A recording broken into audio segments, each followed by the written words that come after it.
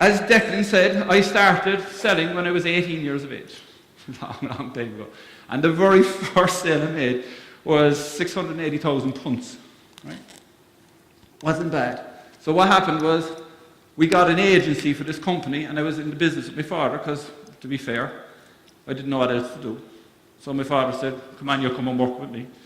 And we got an agency for this resin product for flooring, and he said, go sell that. So I had to do a few sales courses. And back then it was send out a letter after letter. So you go to Golden Pages, and I wrote to 400 architects. Right? And then, do you remember that? That's not the internet, that's the phone, that's before the internet. And I then had to ring 400 guys, and I got one sale and made that. Absolutely amazing. So to be fair, I was like the second coming of God, like 680 grand sale. Yeah, look at me, I'm great. So then we moved in and we opened a 10,000 square foot tile business. To be fair, it was a family business. We had my father, my mother, my brother-in-law, my wife, and we couldn't agree on the colour of the paint the wall, let alone the price of milk, so we sold the business, and I made an awful lot of money. I'm good at this. I'm brilliant. I'm fantastic. This was before the kids. So that was the tile business. We did all high-end tiles from Italy and Spain, and I used to fly around to Italy and Spain, which was part of nice. And then I went into the kitchen business, because when we sold the tile business, I went into the kitchen business for a very strong fundamental reason. I really didn't know what else to do. Right? And we were selling kitchens, and I kind of liked it. Right? So I opened the first shop 6 months in, having paid myself $6,000 a month. I buy the new Jeep, and we have 100 grand cash in the bank. I definitely know what I'm doing. God, look at me, I'm fabulous. So what happened to the PLC? This isn't the PLC, it's the next one. PLC got sold. Now I can't blame my customers. A PLC, a public limited company, got sold. It's like, how unlucky could you be? Guess what? It gets better. So then I said, okay, read the books, never give up, keep going. So I opened an agency for this company. And we built that to a distributorship in Ireland, 2.7 million. And these all some big figures, it was just work and graft, right? And we just brought on the UK. We had 66 people ready to go in the UK. I'm in Italy on a Wednesday, fly home Wednesday, I get a phone call Thursday morning, factory, which is the size of any shopping centre you want to talk about, it's gone. I mean, gone. And the reason I'm telling this is not to say go me, but it's to say when people talk to me about the internet, and they say, oh, the internet is very risky, it's like, what? These were real businesses, these were big showrooms. But don't worry, I didn't say bye-bye. I read the books, I'm not going to quit. A bit of advice, don't ever quit. That doesn't mean you have to continue what you're doing. They don't mention that bit in the small print, right? So you're getting very badly caught, right? So don't give up, keep rocking and rolling. So then I spent 480 grand of my money, and I opened another kitchen shop. This time, it was smart. This time, I brought the kitchens from many different people. So I wasn't stuck to one supplier. Learned, educated, great. I did 4 projects in the Hollywood Hills, which were great crack, and I did projects all over the world in it. And then I got this amazing contract in Cape Verde, right? So Cape Verde, I don't know if any of you, I can see some heads shaking already. Yeah, I have a scar down here where I left my arm, all right? So Cape Verde anyway, so we're in negotiation for 66 million worth of supply and fit contracts down in Cape Verde. They're really building the footprint, doubling down there across 8 islands, most people don't realize it. But we have a signed contract for 6.2 million. So I said, right, this is it. You know, a lot of times I put up the Only Fools and Horses slide for this one, you know, this time next year, brothers, we'll be millionaires. I had a 3.2 million supply price for my manufacturer in Italy on the island, and I had 6.2 million. So 3 million to fit it and make some money. Guess what happened? Anyone hear of this thing called the property crash? I lost 1.1 million of my own money and got wiped out. The day I told my wife is the day she told me she was pregnant with her 4th. Right? So she's, yes, I'm pregnant. I'm going, no, I'm broke. Right?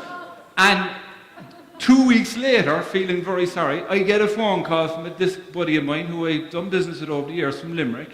You know, was a bouncer, so you take him seriously when he rings you. And he says, come up to this thing. So I come up, And I'm listening to all of the stuff the guys are talking about. That's me being wiped out. I just have to put up because of the sea. Like anyone who knows Cape Verde, it's one of the best surfing places in the world. And I came up here and it changed. And one of the things, I saw Brian Tracy when I was 25, right? Back in Cork when he was in the Opera House. And one of the things that actually happened before Pat rang me is I picked out my goals that I'd set for 10 years beforehand. And what I started realising is, we were doing very well, life was good, but my life was horrible. I was up at 7 o'clock in the morning, I was finishing at 8, 9 o'clock at night, I was gone 6 days a week when we had the showrooms. When Cape Verde started, I hated the place. I could never figure out until recently what it was, and it's actually because it's on the equator, it went dark at 6 o'clock, and there was nothing to do at night time down there, nothing.